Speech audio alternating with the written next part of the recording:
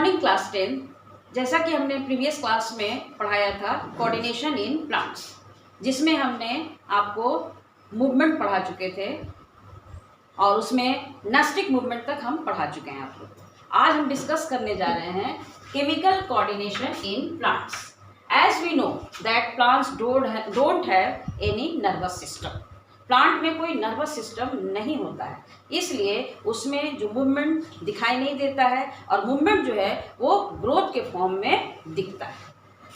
और ये जो ग्रोथ होता है उसमें हार्मोन जो है एक केमिकल सब्सटेंस के रूप में सीक्रेट करता है, जिसको कि प्लांट हार्मोन्स कहा गया है। और ये प्लांट हार्मोन्स को फाइटो हार्मोन्स कहा जाता है। Phyto means plant and hormones. Hormones क्या है? एक केमिकल सब्सटेंस है। हार्मोन जो है एक केमिकल सब्सटेंस है जो कि प्लांट में सीक्रेट करता है। अब ये फाइटो हार्मोन्स दो तरह का होता है। एक प्लांट ग्रोथ प्रोमोटर्स जो कि प्लांट के ग्रोथ को प्रमोट करता है, और दूसरा प्लांट ग्रोथ इनहिबिटर जो कि ग्रोथ को इनहिबिट करता है और सप्रेस करता है। अब ये plant growth promoters hormones 3 types होते हैं। पहला ऑक्जिन्स, दूसरा जिब्रेलिन्स, तीसरा साइटोकाइनिन्स। और ग्रोथ इनहिबिटर 2 तरह के होते हैं, एब्सिसिक एसिड एंड इथिलीन।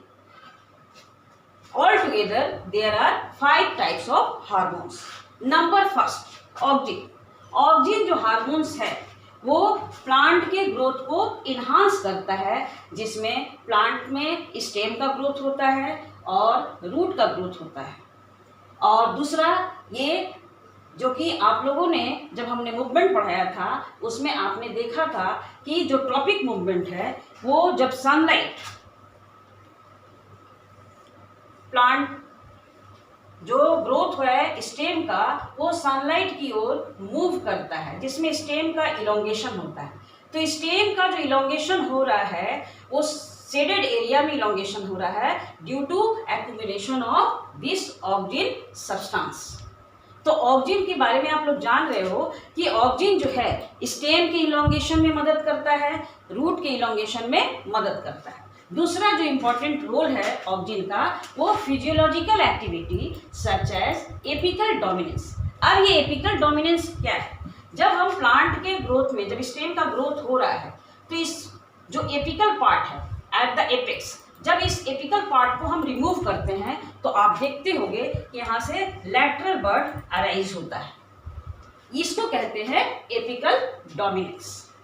आप लोग समझ रहे होंगे? स्टार्ट। तो एपिकल डोमिनेंस के बारे में आप लोग समझ गए होंगे कि एपिकल डोमिनेंस का मतलब at the apex. When we remove the apex part then we can see the lateral bud arises and plants profuse branches. These are called apical dominance. Number 3 parthenocarpy. Parthenocarpy क्या है? Formation of fruit without pollination and fertilization. These are the applications of hormones used of gene. Number 2 hormone is gibberellin. Gibberellin का काम क्या है? ये help करता है cell के इलोंगेशन में। यहाँ आपने देखा स्टेम के इलोंगेशन में, रूट के इलोंगेशन में, लेकिन यहाँ जिब्रेलिन जो है वो सेल के इलोंगेशन में मदद कर रहा है। जैसे कोई भी सेल है कि इस सेल के इलोंगेशन में मदद कर रहा है। दूसरा इसका है ब्रेकिंग ऑफ डोरमेंसी। अब ये डोरमेंसी क्या है?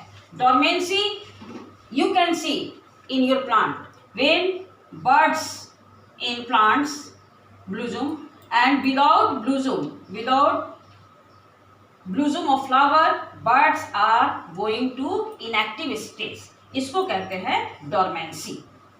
तो ये जब बर्ड्स जो है वो फ्लावर के खिलने के पहले ही इनएक्टिव स्टेज में चला जाता है, फ्लावर ब्लूजूम नहीं कर पाता है, तो उसको कहते हैं डोरमेंसी, सीड डोरमेंसी।